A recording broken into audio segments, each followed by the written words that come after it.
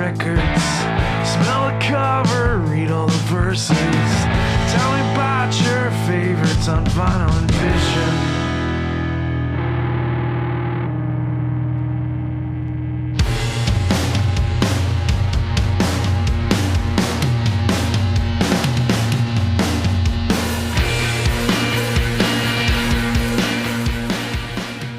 Hello folks, welcome to the latest episode of Vinyl and Vision. It's episode 113.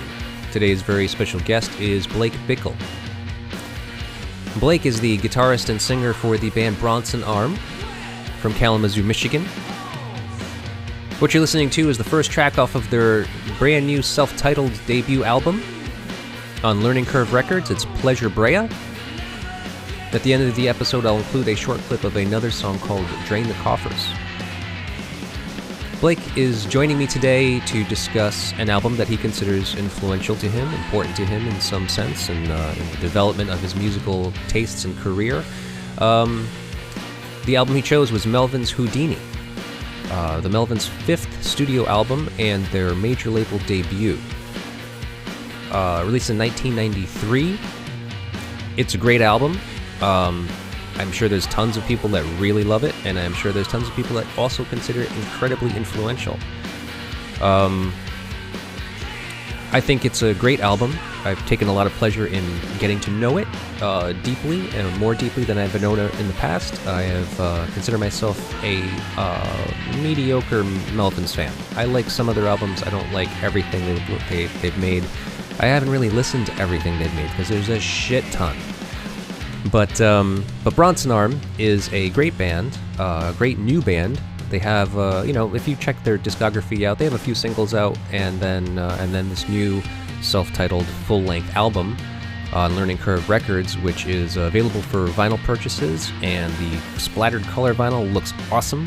I do actually have to pick that up myself, and they will be doing some shows. I know that they are listed as one of the acts for Caterwall Festival this year, which is very cool.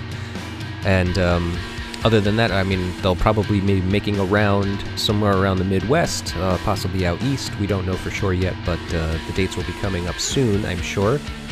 And if you'd like to follow them, I'll provide links in the show notes to pick up that vinyl and to follow them on social media so you can find out updates. All that we ask that you do here at Vinyl and Vision is please like, share, subscribe, comment, rate, review, all those things you do with the internet. They all help out immensely, and they cost you nothing. If you do care to help us out in a more financial way, you can always visit our website, psychicstatic.net.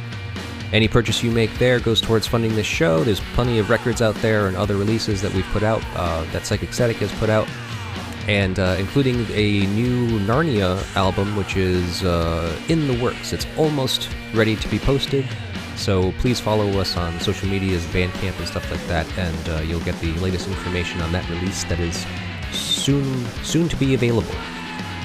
Thank you very much, folks. Enjoy.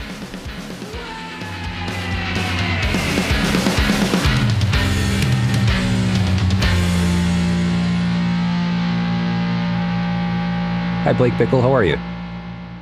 I'm doing well. Yourself? Doing okay. And I said that right? Was that the correct pronunciation? You nailed it. Okay, good.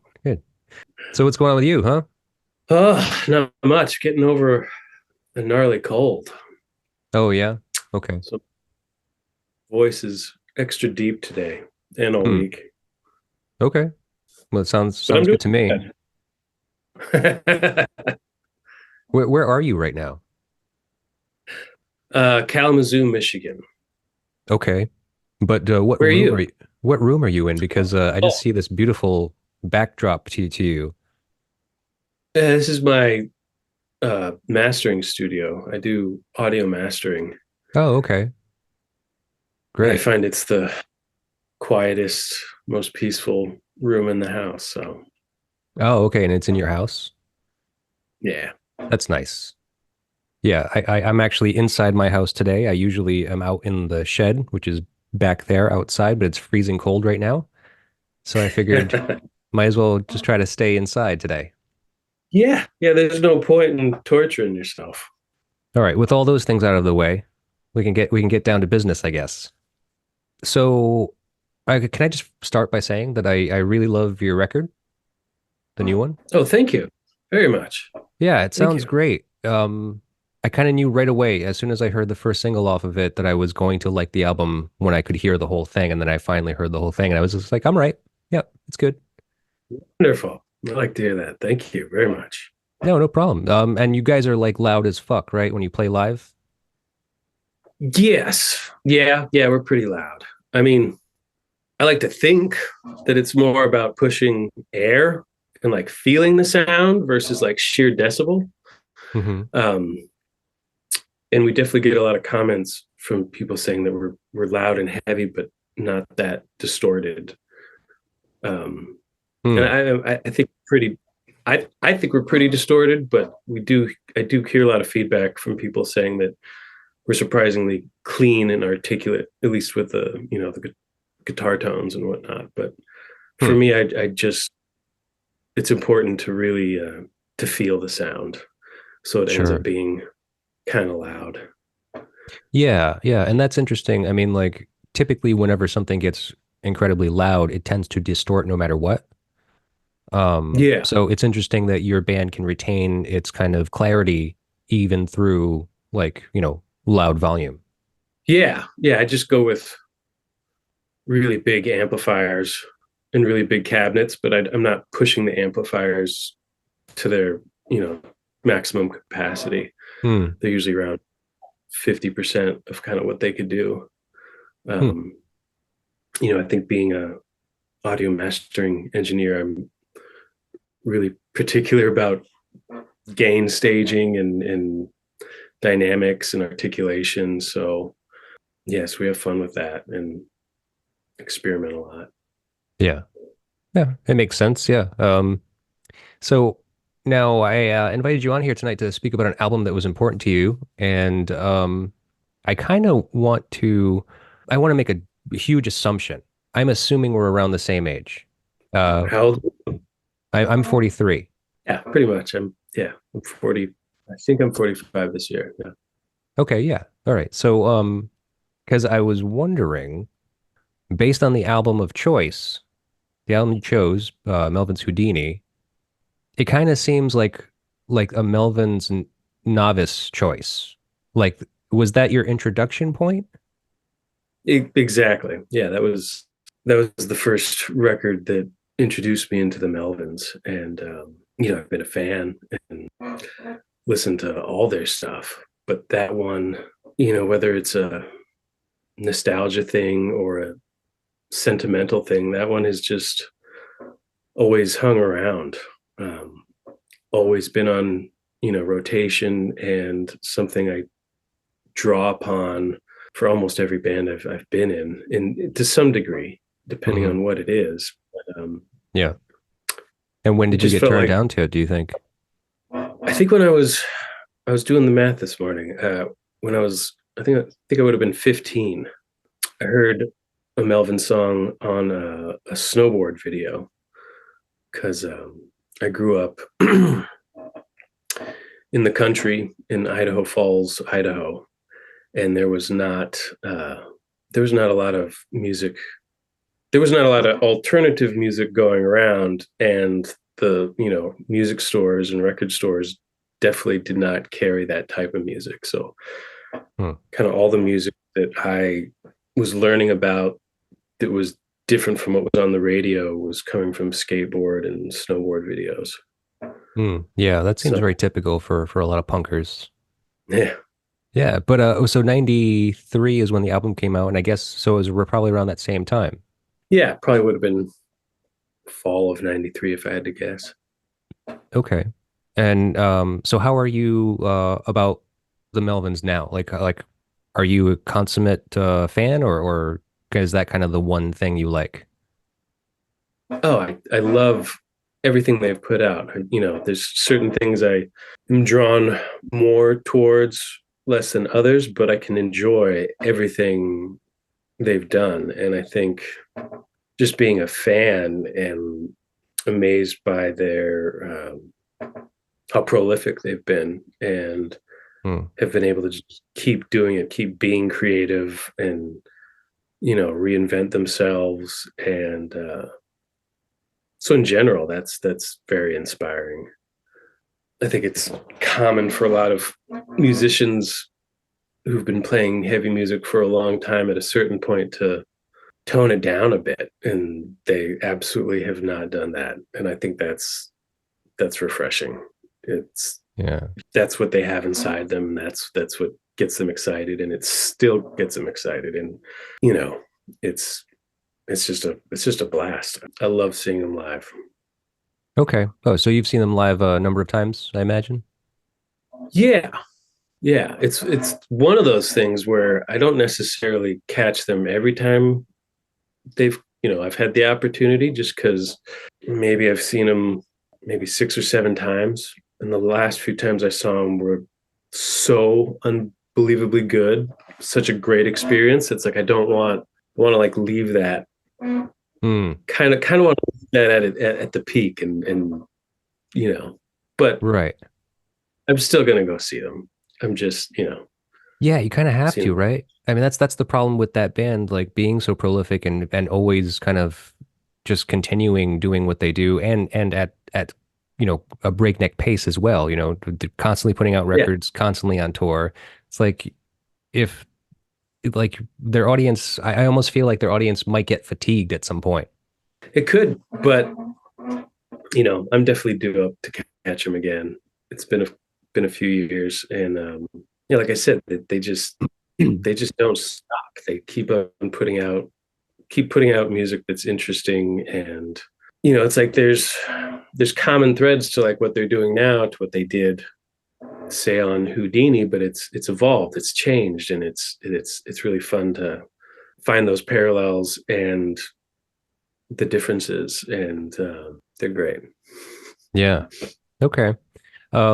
So now you were saying how you were growing up in Idaho.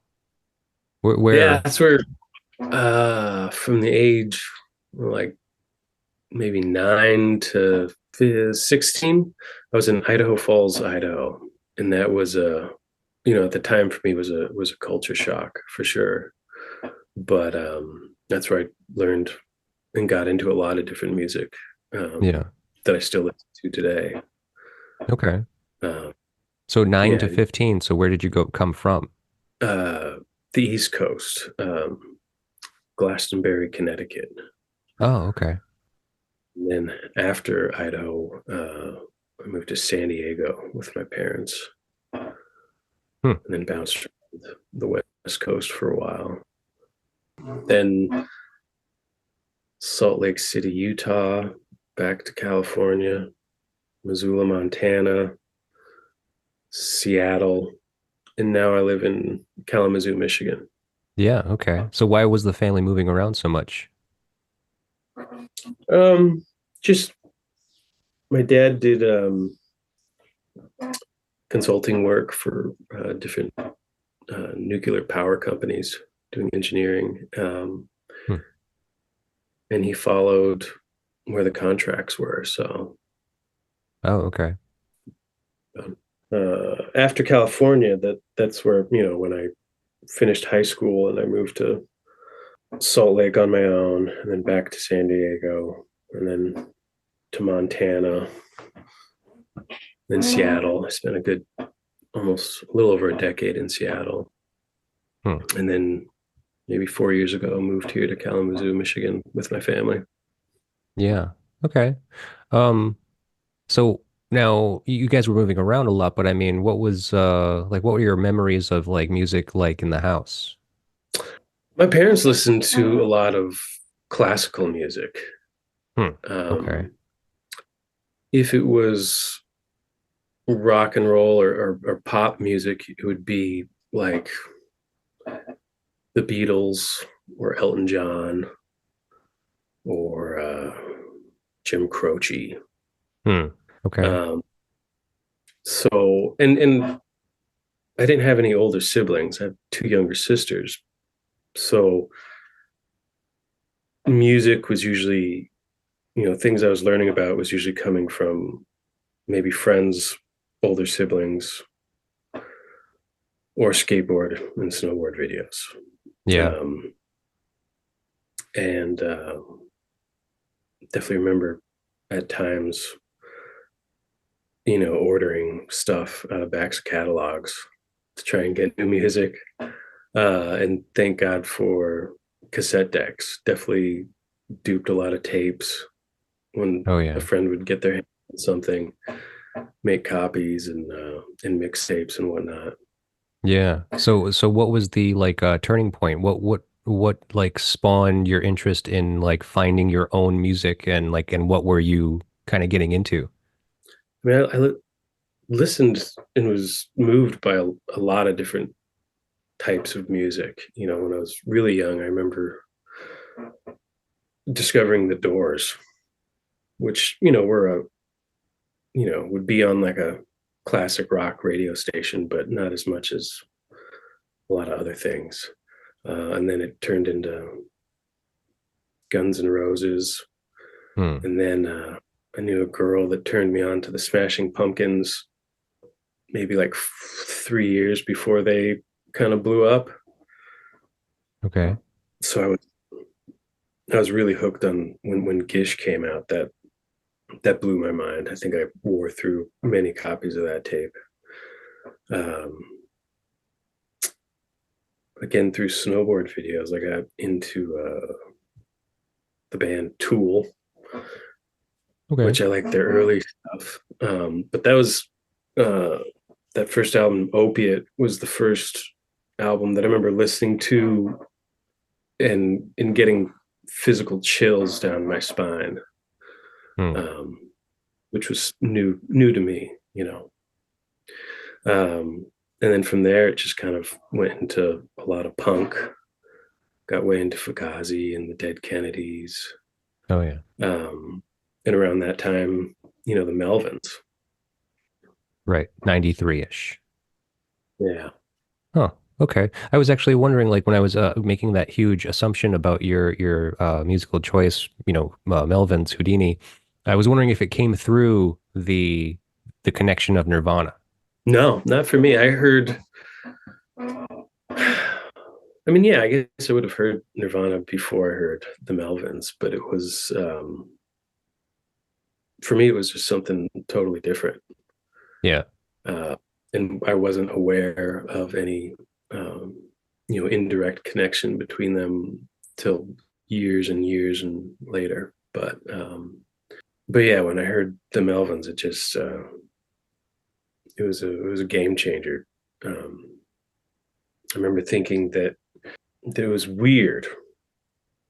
It definitely didn't sound like anything I'd heard. That it sounded really dark Hmm. and sinister, but there was a playfulness about it. It sounded fucking evil, but also sounded like they would have a smirk while they were performing it. Yeah.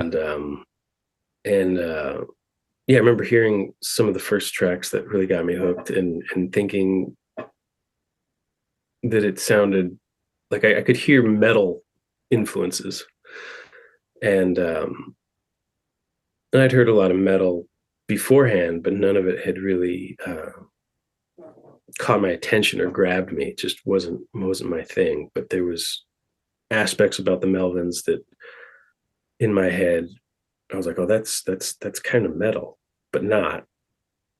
But I really like it. Hmm. So let's see. So you're a youth moving around a lot, finally get introduced to the Melvins. You think it's weird. You think it's even kind of demonic sounding.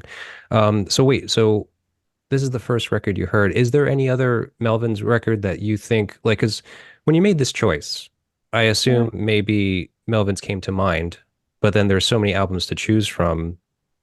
Was this more of like a Yeah, nostalgic choice, or was it because you think it's their best record? that's a good question. I think probably probably nostalgia, Hmm. because it just hit really hard and just made a really lasting impression on me. And there are other albums of theirs that have equally impacted me, and just as strong, if not stronger. I love some of the other ones that immediately come to mind are Stoner Witch, Gluey Porch Treatments, uh, Senile Animals. There's so many, Yeah. and they're all good. There was just something about, I reckon it is probably the nostalgia. I mean, and on top of that, there's a handful of songs off there that just are my favorite in their repertoire. Mm-hmm. So Sure. again, as I said, like it's one that I've listened to so many times, and when I've started bands with somebody who isn't familiar with the Melvins, that's the one I turn them on to. Where I'm like, check this one out. Right. Check out this song. These are, I'll point out different aspects of things that I like about it, and just drawing up inspiration and kind of reference points. Yeah. Okay. So, 1993, when this comes out, this is your introduction to them. Were you already like a musician? Were you already considering writing music or? That's a good question. I was not really. I mean, I played. My parents got me into the cello. Oh, wow. They asked me what I wanted to play, and I told them I wanted to play drums. They said no way, and then Hmm. they're like, "What?" I was like, okay, guitar, and they're like, "No." And they're like, "Well," and then they're like, "Well, it's got to be a classical instrument. That's the program at the school. Right. What do you want?" I was like, "I want to play the upright bass," and they're like, "That's too big. It's like twice the size as you. How about a cello?" And I was like, "That sounds good. Let's do that." Yeah. And I did really enjoy it, but I'm a bit dyslexic and on the spectrum, and reading the sheet music was, my brain just really did not work that way, not in a fluid sense. Anyway, I played the cello for a few years, but it wasn't vibing when it came time to performances. Like I would just memorize the pieces versus line by line reading the notes on the sheet music. So I gave that up and got way into skateboarding. Okay. But I picked up the bass guitar. I want to say when I was 19. Okay. And by the Already time I out of the was, house by that point. yeah, exactly. Okay. Um, by the time I was 20, I was, you know, starting up punk bands with friends in the basement and whatnot. Right. Okay. And so that was the launching point of your musical career. Yeah. Hmm. Okay. Wow. So yeah, so a lot of Um, time between when you kind of got exposed to this to getting into writing music. And punk music, you say, I mean, kind of along these lines, or did you kind of get into something prior? as far as when I first started playing in bands, Like the first kind of or songs you'd write? yeah, they were generally pretty punk, Punk stuff. Okay. or kind of down Neil Young-esque kind of stuff. But Folky? maybe, I mean, it was rock, but at the time I was way, and still am, into Neil Young. So, but the first bands where I was writing songs with groups of people were definitely punk. Yeah. Okay. Weird Um, punk, Weird all over punk. the map, odd stuff. It's Like, always been trying to push the envelope, always trying to get weird, heavy. I mean, just trying to do something that felt different and fun and exciting. Like, I think the first punk band I played in, we were just as much collectively as a group into like Fugazi and the Dead Kennedys as we were Ween. Hmm. Okay. So just kind of having fun, and just having fun, keeping it weird, having fun, trying to just do different stuff and not, edit ourselves too much. Yeah. And so when did you pick up the guitar? I mean, as soon as I got into the bass guitar, within months, I was like, I need to, like, I'm sold. I want to do any and everything I can with this. So I, you know, acquired an acoustic guitar, like bought a drum kit, a used drum kit, and just wanted to just learn everything about all of it. But at the time was mainly passionate about bass guitar, and in my head always wanted to be the drummer, but didn't have the chops. So, Yeah. but eventually did start playing drums in some different bands, and then a few years ago went back to bass, and then for this project that I play in now, play baritone guitar. Yeah, right. But Is it your first time playing baritone? yes, and the first time playing guitar or baritone guitar in a band. So I played it, but it was always just messing around. I Oh, wasn't ever weird. Okay. writing. Interesting.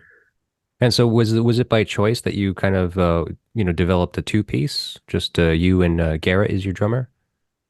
Yeah, I mean, yes and no. It was like the last few bands I'd played in were two pieces, just out of necessity.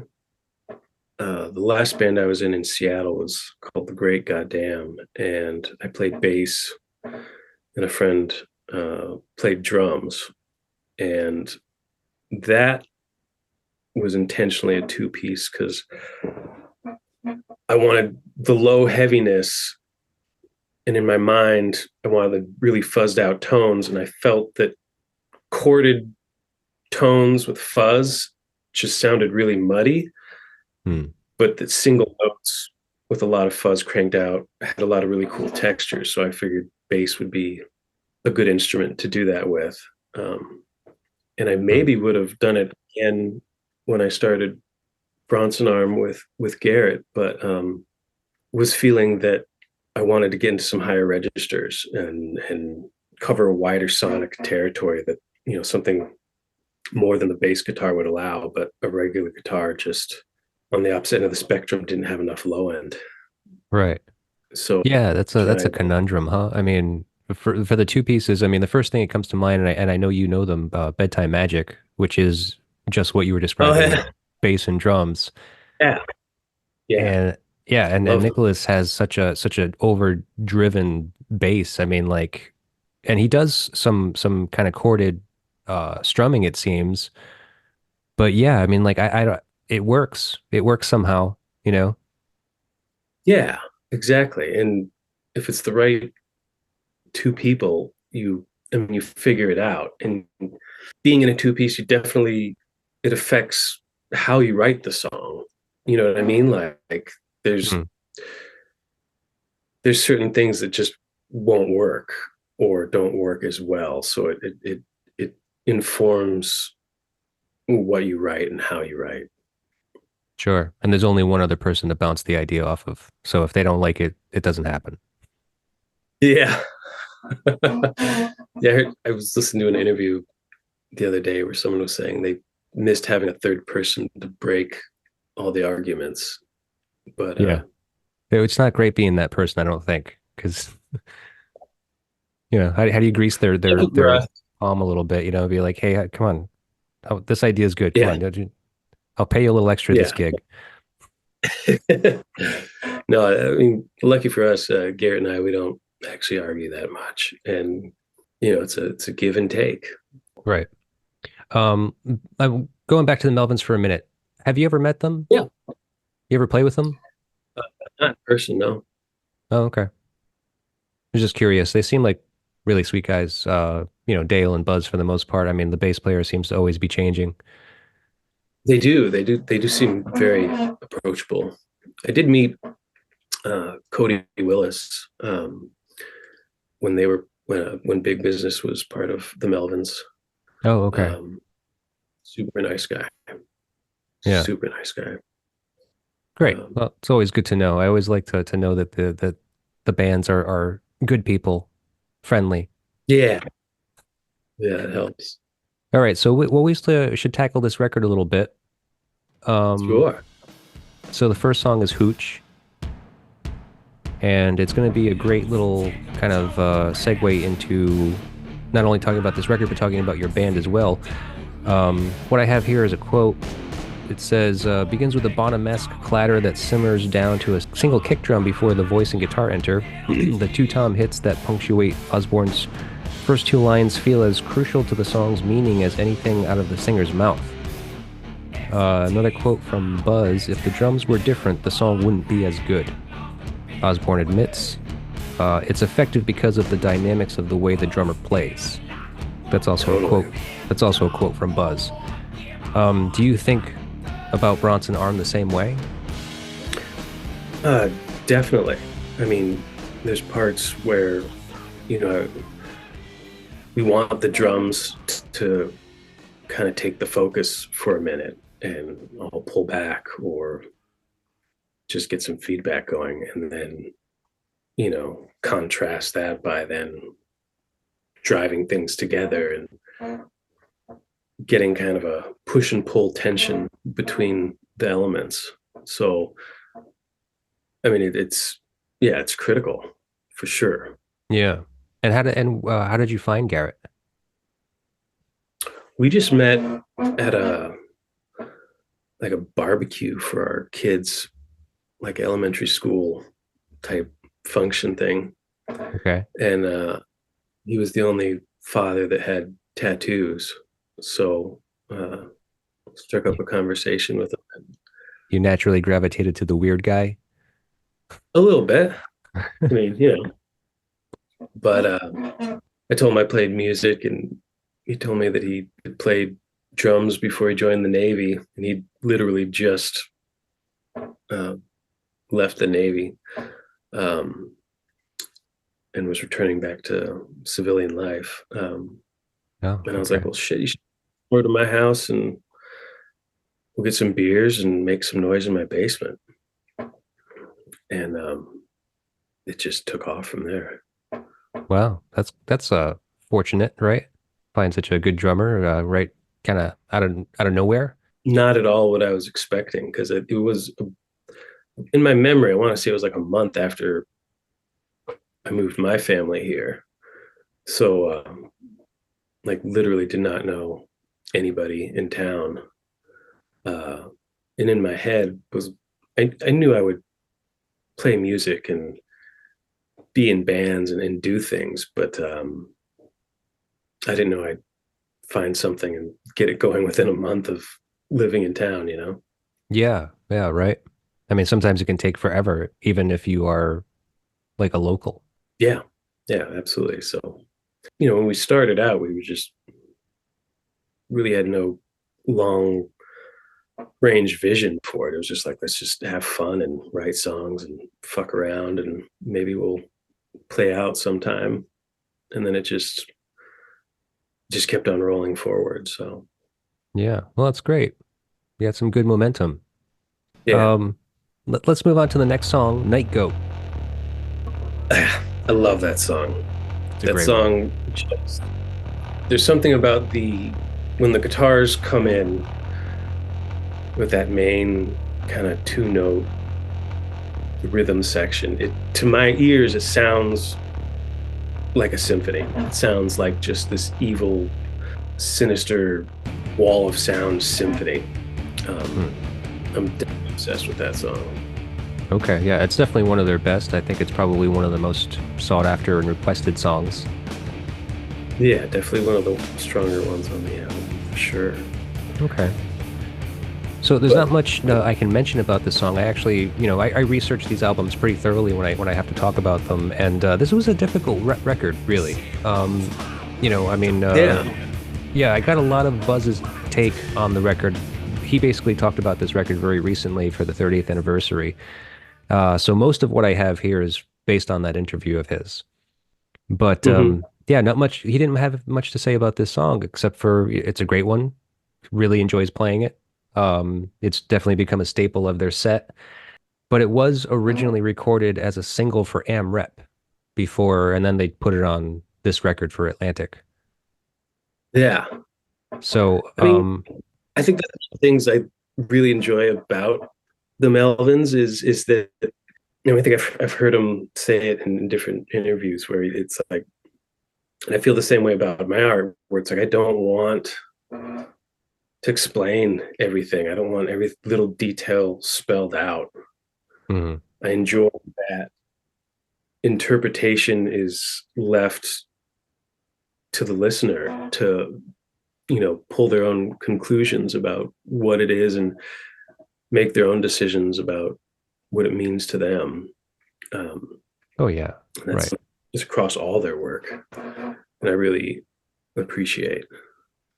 I agree completely. So I won't dig too deep into your own songs either at this point, but but um but for this song, I mean, so because they originally released it for AMREP as a single, I heard that the first five songs of your new full length were actually previously released as well. Yeah. Yeah, we Can you tell me about that and like why that was? well, we had started. We'd started building a set to play out, and we played, like a house, like a DIY house show here in town, and right after, had a really strong response and a lot of invitations and kind of future bookings laid out off of that performance. And then like a week later, COVID hit, Hmm. and we were like, well, fuck, what should we do? We should still, we wanted to still, we knew it was going to be a while till we were out playing, but wanted to stay productive. And I'm a audio engineer and have stuff set up here in my house. So we decided to start recording our stuff. And the songs that are on this release, the full length release, were all written at the same time. But we started recording them, and then we kind of got halfway through and it just felt antsy to start sharing stuff. It didn't feel like we wanted to just drop an album. So we just started sharing a couple singles just to, I don't know, let people know that we existed and that we Right. were out there. And Stay as relevant. things, book some stuff based off of what was out there, because we obviously had not played outside of our town. And then, yeah, when we started talking with Learning Curve Records about putting something out, we were like, well, we have like a bunch more material that was done at the same time as what we've already kind of sprinkled out there a little bit. Maybe we just do that because there's a cohesiveness to them, not only in the recording style and everything, but where we were when we wrote them. So that's why we did it that way, because it's kind of a relatively cohesive body of work written at the same time, recorded at basically the same time, and probably how we would have put it out had we been given the opportunity. Yeah. Okay. Cool. Um, let's move on to the next song, Lizzie. Yeah. This is another great one. So starts off as like an acoustic number, so a little different vibe than the typical Melvins fare, huh? Yeah. Really thin, cleaner, mellower guitar, kind of churning sounds, which I think make the vocals just really pop. They really jump forward in their sinister presence. And I love that it kind of sways back and forth through these heavier passages and then kicking it back down to this mellow, dirgy sound. I love that back and forth. It shakes you a little bit, you know what I mean? Yeah, well, it's like the extremes from the quiet to loud, right? Yeah, because if it's just loud all the time, you become desensitized to it. So I think they pulled that off very well. And placement within the album, it's like the first few songs are pretty full on, and then third song in, you get to kind of catch your breath for a second, which I think is really cool. Yeah. Yeah, absolutely. Um, so Buzz says that it has a Rolling Stones feel to it. He also says that he's a little suspicious of anyone who doesn't like the Stones. So so what side are you on, man? Oh, I think the Stones are fucking great, and I like the Beatles. Oh, okay. You can't do both of those equally, though. And why not? Yeah, it's a tough one. I mean, I don't know why people have kind of, kind of made that line. Uh, I like both too, though I do admit that I probably like the Beatles more than I like the Stones. I own more of the Beatles records than I do the Stones, Hmm. but the ones of the Stones that I own are fucking mind blowing. I mean, it's like it's two different things. Right. They're two bands in the same era, but they're two totally different vibes, and they got a lot of the similar attention, and I'm sure at the time there was some sort of rivalry or something between them, but they're totally different things, and I fucking love them both. Yeah. Um, I agree with that. I mean, like it's just it all depends on what you feel at the moment, I think, because I mean, you're right, where they're just two different, completely different bands, really. I mean, I don't know why people pin them together like that, being like, you have to pick one or the other. Because sometimes you really like to party, and if you're gonna put like, no one's gonna put a Beatles album on for a party for the most part. Like the Stones Yeah, are a party band. yeah. You can rock out to the Beatles, but it's not really party music. Not like low down, dirty party Helter music. Like, Skelter, but I said Helter Skelter fucking rocks, yeah, but but see, that's a banger, but it's not like a party song. yeah, that's you know that was their outlier song on that record. But Hmm. Well, so then going into another kind of like almost controversial topic is the cover of Going Blind. yeah, um, to be honest, for years I hated that song, and when I was listening to the record, would fast forward it or skip it or just was not a fan. Okay. But I would say over the last 7 years, I fucking dig it. It's like it took me a while to get it, Hmm. and now I have an appreciation for it. I think at first it just the unique things about the Melvins and their songwriting style was what was getting me fucking pumped. And then that song came on, that song would hit, and it's very vocal centric. Hmm. The structure's more traditional,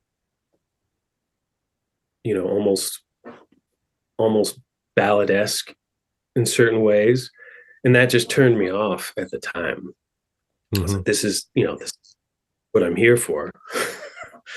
Right. But it doesn't bother me anymore, like Yeah. at all. Well, But it were you did. ever a Kiss fan? No, that was before my time. Yeah. Yeah. And I, of course, was aware and have listened to them. For me, listening to what Kiss brought to the table, since it was kind of before my time, it's out of context. I think had I been aware and into music when it was coming out, I would have felt very differently because they were at the time doing something very different and exciting at the time. Yeah, I suppose so. I never got into them either. I mean, like you said, it was before my time, so I still don't really want to get into those records. The theatrics are a bit much for me. So, Yeah, yeah, and I but don't I know. can listen to that song now and be like, fuck, that's a pretty fucking good song. Yeah, I mean, they definitely brought attention to it and kind of show it to be a good song. It can be, and just as much of a rocker as any other song in the Melvins catalog, really. It is Yeah. a little poppy for them, but that's okay, because it's okay. I mean, Melvins, notoriously are kind of like pinned as this sludge band, and I mean, they say it themselves, just like we're so much more than that. And like, if anyone that says that is just a complete idiot that doesn't listen to the music. Yeah. Yeah. Um, well, let's move on to the next song, Honey Bucket. Hell yeah. That song. I So, mean, especially following Going Blind, it just fucking tears back into what they do. Just, just recklessly, unapologetically, just full throttle. Love that song. yeah, this is definitely one of my favorites. This was the big single, right? Probably. Yeah, I mean, probably. Okay.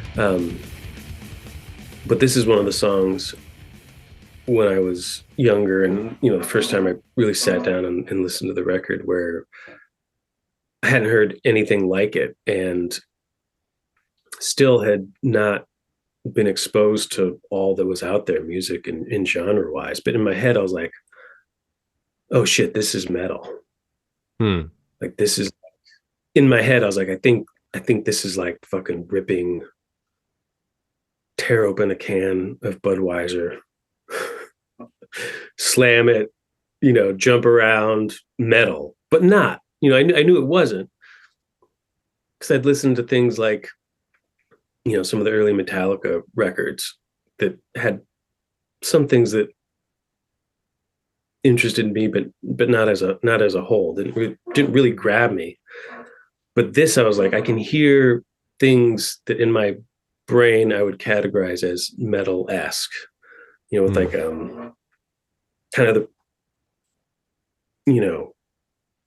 sharp stops and cymbal grabs and shifts in the cadence, and just fast as hell. This was a really exciting song for me. It was like if I was into metal, this would be the kind of metal that I would be into. Sure. Yeah, it's great. Great song. I have a little bit of a long uh quote here to read. So it says the second riff is something I always liked. Riffage with an almost funky backbeat, which is what ZZ Top are like at their best. Always having an impenetrable groove that has more swing is undeniably good and massively sexy, says Buzz. That second riff is what sells it. That riff is so good, one of the best I've ever written. End quote. Nice. Yeah. So with that being said, what track are you most excited about on your new album? One of the ones that I'm most, it's hard. I mean, it's hard. One that's really fun to play, and I'm hoping will have an influence on, future stuff that we're working on, is Drain the Coffers, which is a really short song. But I really like, it's really fucking fun to play live, especially when I can work feedback off of the amp. And there's parts on it where Garrett and I are playing off of each other and just interacting. It's like a way that rhythmically we can like have a dialogue back and forth. It's really fun. All right. Yeah, probably Drain the Coffers. All right. That's the fifth track, I think, right? Is that the start of the second side? Yeah. Okay. So it'd be sixth. Oh, sixth. Okay. Sorry. All right. Well, then the next song, Hag Me. Yes. Yes. Not a great song, I don't think. Like, it's good. Really? Well, I mean, compared to some of the songs on this album, I feel like this is maybe one of the lesser. I mean, I love the way the whole album is laid out, where, there's dynamics within song selection. You Hmm. know, The sequence. Honey Bucket, yeah, the sequence. Honey Bucket's pretty fucking ripping. And then Hag Me is all of a sudden slow. Hmm. And you got the feedback churning, and listening to the tones of the guitar just blossom and swell. And it doesn't jump out as, say, memorable as some of the popular songs on the album, but I think it's one of the songs in the album that make the bigger picture of the album what it is. Yeah. Oh yeah, that makes sense. Yeah, absolutely. Meaning like, if that song wasn't on the album, it wouldn't be. I mean, obviously, it wouldn't be the same album, but I think it's a critical part for the big picture of the album. Right. Right. Yeah. It kind of adds to the whole feel of it. Well, so Buzz said that this is one of the few songs that he actually kind of addressed the lyrics of one of the songs, which honestly, I mean, I don't know what to make of any of the lyrics of any of Melvin's songs, really. Yeah, Like, I've never paid attention to them in the past, and I've listened to a bunch of their records. Even recently, preparing for tonight, I listened to a bunch more just to kind of like, just to even see is it's like, okay, well, how much do lyrics really matter to this band? And I don't think it matters at all, really. yeah. I mean, not lyrics in terms of the words Messaging. and the messaging. Like, they're not trying to tell a story. Yeah. But the again, something that I pull very much from the Melvins, and other artists do it as well, where it's like the pronunciation and the cadence and the space the words take up Hmm. is of utmost importance, and what the words actually are is way lower on the hierarchy there. That yeah, for me, vocals are, I think of them almost more like another instrument. So the way things fill in the space and then rhythmically sound are very important. So Yeah. um, yeah, like, I mean, similar to what you're saying, I've never. I think early on was just like, I don't even care what the fucking words are. I just like the way it sounds, and I'm getting a message about the song. And because I'm, some people could consider the lyrics nonsensical. They're more invested in the music, in the bigger picture. So Right. Yeah. So almost more important in that sense. Well, so you Buzz said, says, you were saying he did have a message on that song. well, I mean, so what he says is that Buzz says the lyrics are essentially saying if you tell me what to do and I don't like it, you're not gonna like what you get. Just leave me alone. I'll be fine, and you'll be fine too. Yeah, So I don't know. To me, that kind of reads like he gives no fucks. yeah, I Yeah. I believe that. Yeah. So so my question to you is how is your fuck stash these days? How is my what? Your fuck My stash these days. That sounds a little suggestive, but what I'm saying is like, do you give any fucks these days? I mean, yes and no. You know what I mean? Like, Depends on what. depends on, yeah, it depends on what. Um, when it comes to my music, I want to play the music that excites me and keeps me engaged and present with what we're doing. Um, and I want people to like it, but long time ago became fine with knowing that most people aren't going to like what I do musically. Hmm.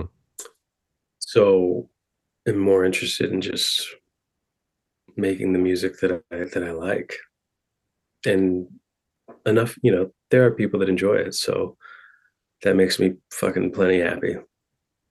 Right. Um, Okay. Now, say raising my son, I give a lot of fucks. Oh yeah, You know, sure. Yeah. I have kids too, so I understand that sentiment. yeah, Very different. I definitely say, give no fucks in a lot of things, but yeah, when it comes to them, it's very different. yeah, exactly. All right. Well, with that being said, the next song is Set Me Straight. Now, Yeah, this one, maybe even more so than Hag Me, this one is kind of the weird one, isn't it?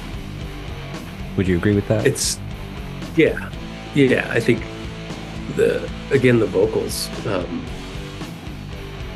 the way they're delivered jumps out for sure. And I'm trying to remember if it was. I think for me, this song is about the vocals, and the vocals have a very unique presence and delivery on them that is strange, and Hmm. I think hints that they're a little weird. Hmm. Okay. I was wondering if it maybe seems a little immature for the Melvins, especially at this point in their career. This is their fifth album, right? I don't think so. Okay. I mean, it's goofy, but it's fun and playful. Um, I remember reading somewhere that this body of work was that some of the songs they had written a long time ago, that they weren't all fresh, brand new songs, that some of them were like songs they'd written the first year they were together as a band. So Hmm. that your observation there, that might be pretty accurate. Because I think a couple of the songs were for them had been around and laying in their back pocket for quite a while. Yeah. Well, But that's I didn't. actually, I did learn that. I did find that out. Yeah. Because, so the quote here is the Buzz saying, I was really new at playing guitar, and that was one of the first songs I ever wrote. Oh damn. Well, there you Yeah. go. Yeah. I mean, he continues. It says, I still like it, weirdly enough. I might have been playing guitar for a couple of years when I wrote that. I mean, I remember the lyrics definitely came off as sassy. Yeah. I thought it was fun. Okay. There's few songs that they have where I can pull out like a quote, and I think that's the one that's the "I could be hell without sex appeal," and that's just a fun lyric. It's Hmm. funny. Yeah. Well, I mean, I definitely like after I did the research and I read that quote, I mean, it kind of put it into perspective for me, being like, oh yeah, this is kind of like it kind of seems like a, a young song, like a song that somebody that's just learning how to write wrote. It seems simple and, semi-immature. I mean, it's not embarrassingly, but it's simple. Now I got to go back and listen to it with fresh perspective. Right, right. Well, so my question to you is, when did you start writing songs, and what was the first song you wrote? I think the first song I wrote, where I put together, I started playing bass, would come up with different riffs and rhythms. The first song I wrote was on a nylon string guitar Hmm. that I found in the dumpster when I was probably like 19. Hmm. I have notes and lyrics somewhere in a notebook, but it was pretty basic. It was probably maybe four chords. Okay, that's like actually kind of impressive for a first song for a budding songwriter. Like I said, I was ambitious. I just wanted to soak all of it up and just learn everything about all of it, anything that I could. Hmm. I And remember, how long had you been playing by that point, do you think? maybe 6 months. Oh, okay. So very, very fresh. Yeah.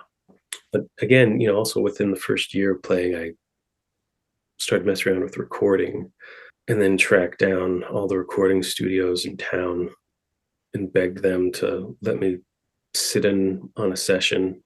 Told them I'd keep my mouth shut and get coffee just because I wanted to see how they did it all. So I was a very dry sponge, eager to soak everything up. Hmm. And it was funny because so you already kind of immediately gravitated towards like audio engineering and kind of music production. Yeah. Yeah. I mean, at the time I was studying visual arts, painting and drawing. But I would say a year or two into the program, knew that I wanted to pursue music and recording and working with bands, but also didn't want to give up what I'd started. It was important for me to finish the program, the arts program that I'd started. Just in my head, I was like, the second I graduated, I'm gonna go find a studio to work at. Yeah. Which I did. Cool. Let's see. Let's move on to the next song, Sky Pup. Yeah. This song for me would be one that was a cue that this was a different kind of band. Okay. And a strange, weird kind of song. Yeah, for sure. The bass line made me think of a drunk bass player playing on the Vegas Strip in like a dark, seedy lounge. And it was, for me, that was an oddball song that indicated to me these guys are a little different. Yeah. And I like that. I like that. Okay. Yeah, no, for sure. This is an interesting song. This is the only song to have Kurt Cobain perform the guitar part. Oh yeah. Yep. Yeah. Did you? I mean, course. actually, we haven't even talked about that at all, which is actually kind of great. But the connection or the part that Kurt Cobain played in the making of this album. Yeah. Sorry, Unfortunately, which from what I've heard, unfortunately, wasn't a whole lot, but right. is what it is. Yeah, I mean, kind of the reason why I'm happy that we haven't really touched upon it at all because it doesn't seem all that important to the album. Yeah. Supposedly he was a producer, but I mean, it doesn't seem like he really contributed much production wise. I mean, not in the sense of an actual like a true producer. Well, I mean, that's the thing is like the term producer can mean so many different things. Like there's, the big gun producers in the 50s and 60s and early 70s where it was like they were like writing the songs and lining up the backing band for the artist. And then as things moved forward, the term producers seemed to evolve into more of just a person hired by the label that was responsible to deliver a good product for the label with the artist, as far as just managing time and scheduling and just like a project manager almost. And then 80s and 90s and definitely 2000s and moving forward, producer turned into a role where it's somebody that's manning the controls on the desk and picking mics and doing everything and basically engineering. So the role at this point, when someone says producer, it can mean so many different things. Sure. I feel like now, probably more recently, like maybe the past 10 years, it's more of like the ideas person, the person that's helping kind of formulate structure to some of the songs, maybe. Maybe it's not even as involved as that. Sometimes, like in this case with Kurt Cobain, it was just like a simple suggestion of like, I like those lyrics. Those are great lyrics. Like print those lyrics, Yeah. That's it. Totally. I mean, when I've worked in the studio and invited friends to help with the process and maybe offered them, a producer credit, for me, it's always been help me step out of my bubble. Like, is that take of the three, is that the good take? Or is this the good take? Or now that we're really getting into it, does that song need, the whatever, the fourth verse, or do we cut that? Kind of, it's there, but kind of give someone to give fresh perspective to what you are kind of in the bubble with, where you just need some fresh perspective. Sure. Yeah. As far as this song is concerned, the Kurt Cobain performing the guitar part I had mentioned. Also interesting throughout has been Dale's choices of percussion to add to these songs. And that's like throughout the record, not just this song, but on this song, there's definitely a notable choice of like certain percussion that he uses. Yeah. He's Yeah. always some interesting, clanky percussion that I hear all over the place nowadays, but back then, to my ear and my experiences at the time, were unique to his style. Yeah, I would say so. I mean, like wood blocks, it seems. What is that symbol called? That weird sharp symbol that's kind of dead. It just kind of sounds like almost like a whip cracking, whip cracking. There's a couple different names. I mean, there's there's like the China symbol that's just a garbage sound, like sounds like a tin, basically sounds like a aluminum lid off a garbage can, or like a really quick decay, right? Really brash, but really quick sounding. Yeah, like he uses one of those or something like that. Yeah, and I've seen him use I've seen him take like two broken cymbals and stack them on top of each other again, so that there's just a dead, quick decay, but just kind of a, right, because so it's bright, but it doesn't ring out. Yeah, it kind of deadens the highs, but it's an interesting texture and sound. Yeah, yeah. It always sticks out to me whenever I hear it. But so does Garrett use any odd percussion on the record? Not on the record. Recently, we've started experimenting a little bit with tambourine-like bells on the hi-hat stand, and some kind of crash cymbals, some different things. He's definitely, yeah, I'm getting ahead of myself. We got some songs coming up that have some other things, but on this record, pretty straightforward. Yeah. I mean, there's a song or two where I think we added a shaker, just really subtle. Right. Okay. So I don't have much left for this record. I was going, not that these are bad songs or anything, but I was going to skip Joan of Arc and Teat, just because I didn't have anything. Joan of Arc? Just because I don't have anything for it, not because it's a bad song. Oh, yeah. I mean, for me, that one, I love. For me, I think the strongest songs are Night Goat, Joan of Arc, and Copake. But that's just me. Okay. Well, seeing as how you said it, Copake, that would be the next song we were going to talk about. And is it Copake or is it Copache? I always thought it was Copache. But, okay. But I recently went through and was trying to figure it out, and I've heard Buzz call it Copake, so I guess that's what it is.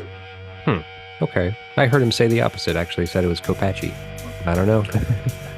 Maybe it just depends on the day. That's the thing. Like there's been times where I've tried to look up lyrics in the past because I'm just curious, and it's like every reference point says something totally fucking different. And I'm like, well, there's a lot of different points of reference out there. Sure. And that kind of like is what leads me to believe, like, I don't know the Melvins all that well. I'm not a huge fan. I do like them. But like, especially listening to like interviews with Buzz, I'm just like, it kind of sounds like he's just trying to take the piss out of some things, like at certain times, like just if you catch him on the right day, he'll just kind of like just mess with somebody, just, make a joke out of something instead of like kind of giving you like a direct fact or something. I don't know. He's a hard read. Yeah. I mean, it would be fascinating to spend time with him in person, but I think I would assume that's part of his character. I mean, the first time that I saw them live, I remember this would have been around 99. They all came out in trench coats and cranked up, their amplifiers, big expressive strum, and letting it just swell and feedback. And then they went and set the guitars against the amplifiers and walked off stage for it probably wasn't that long, but it felt like 30 minutes. It was probably like 10. Yeah. But definitely, I think that's part of the thing is fucking with you a little bit. Yeah. Challenging And in a way too. yeah, challenging you, fucking with you, seeing how you're going to respond a little bit. I'm okay with that. Yeah. Okay. Well. So Copache, whatever you want to call it. Buzz has said the main riff is a Wipers ripoff, accidentally, wasn't on purpose. Interesting. While the guitar solo takes elements from his love of the Ventures. I could totally see that. Yeah. So obviously we're speaking about Melvins today, but what other bands or music inspire you that you don't think are obvious? I'm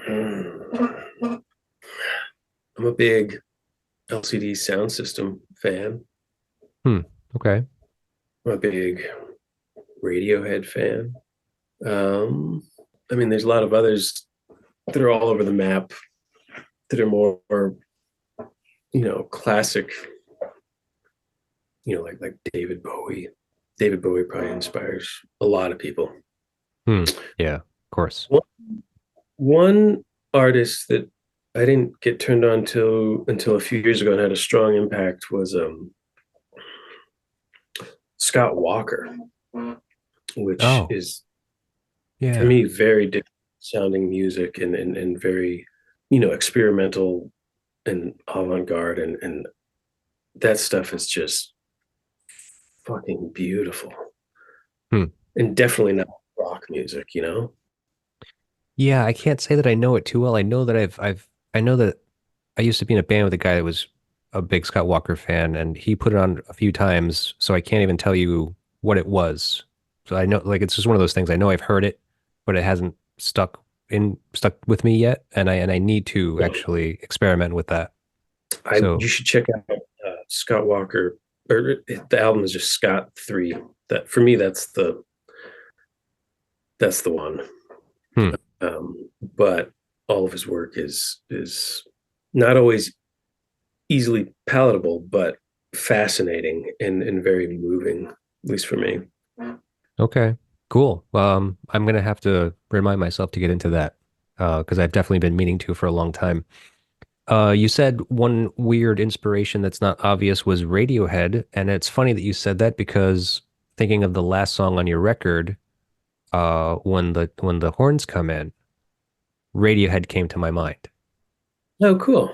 I guess I was probably thinking the national anthem off of Kid A. Oh, okay. Because they have that horn section in there. I mean, it's not exact. I mean, it actually the horns on the Devil You Know also brought to mind the Beatles, what's that song? Okay, Yeah, I'm just it's got a little bit of that feel to it. Yeah.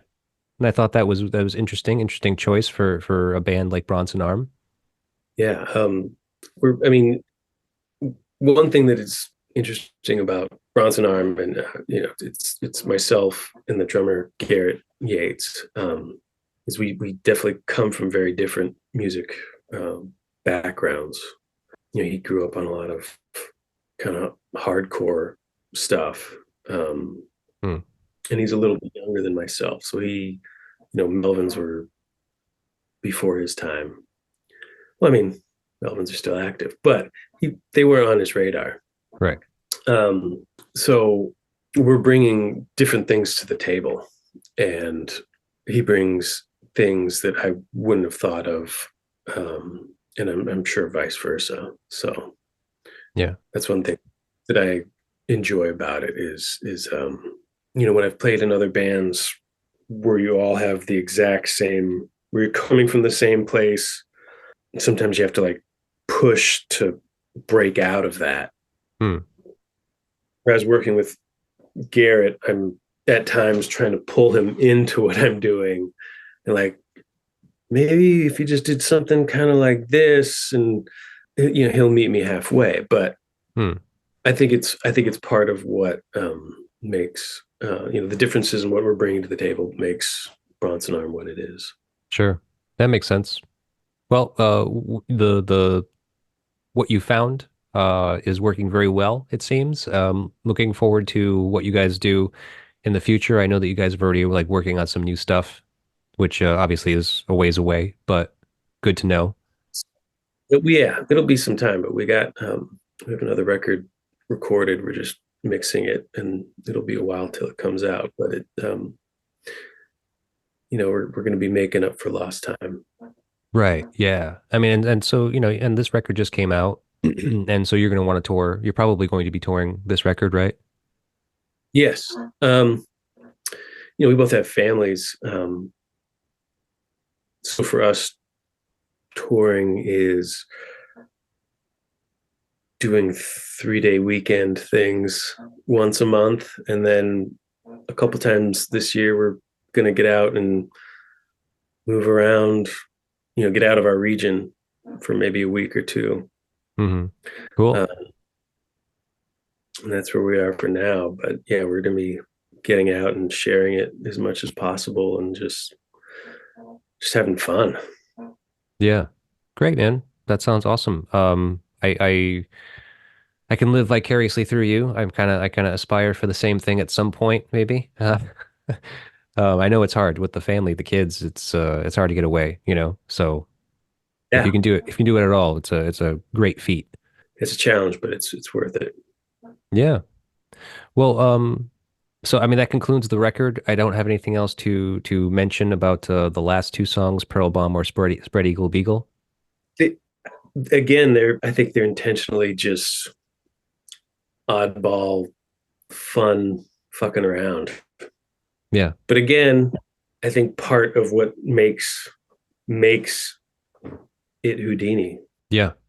Yeah, I agree. Absolutely. Thank you for turning me on to this record. I was not familiar with this completely. I think I maybe knew a little bit of it. I think I maybe tried listening to it at one point, but it's definitely going to stick as far as referenceable Melvins discography. Yeah. I fucking love the record. All right, man. Well, great. Well, thank you for talking to me about it. It's been a pleasure getting to know you. Likewise. Thank you so much for having me.